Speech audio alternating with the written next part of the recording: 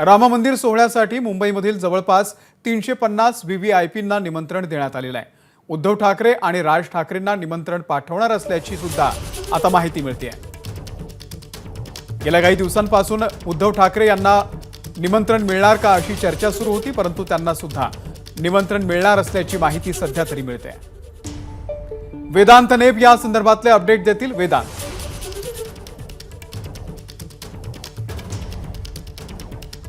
अमोल, जवळपास मुंबईतील 350 व्हीव्हीआयपीजना या सगळ्या सोहळ्याचं म्हणजे 22 जानेवारीला श्रीराम मंदिर अयोध्या प्राणप्रतिष्ठा जो सोहळा होणार आहे त्यासाठीचं निमंत्रण दिले जाणार आहे। त्याची यादी तयार आहे आणि ज्या यादीनुसार कशा प्रकारे निमंत्रण पाठवायचे याची जबाबदारीचं वाटप सुद्धा करण्यात आलेलं आहे।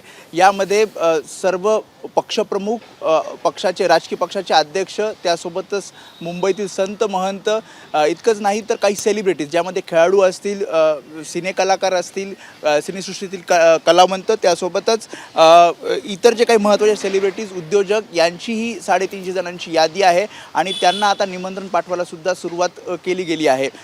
काही जणांच्या निवासस्थानी जाऊन हे निमंत्रण दिलं जाणार आहे, तर काहींना कुरिअरद्वारे सुद्धा हे निमंत्रण पाठवलं जाईल। आणि यामध्ये महत्त्वाचं म्हणजे मनसे अध्यक्ष राज ठाकरे, त्यासोबत शिवसेना ठाकरे गटाचे पक्षप्रमुख उद्धव ठाकरे यांचं सुद्धा नाव या यादीमध्ये आहे आणि त्यांना सुद्धा या सगळ्या सोहळ्याचं निमंत्रण पाठवलं जाणार आहे। जी माहिती सूत्रांकडून मिळते यामध्ये आज किंवा उद्यामध्ये हे निमंत्रण उद्धव ठाकरे त्यासोबतच राज ठाकरे यांना पाठवलं जाईल।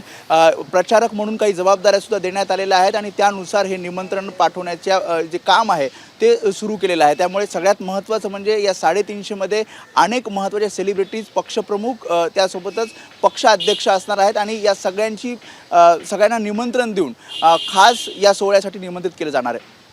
अमोल, वेदांत, धन्यवाद दिलेल्या या संपूर्ण माहितीबद्दल। तर उद्धव ठाकरे आणि राज ठाकरे दोघांनाही या संदर्भातलं जे निमंत्रण आहे ते दिलं जाणार आहे।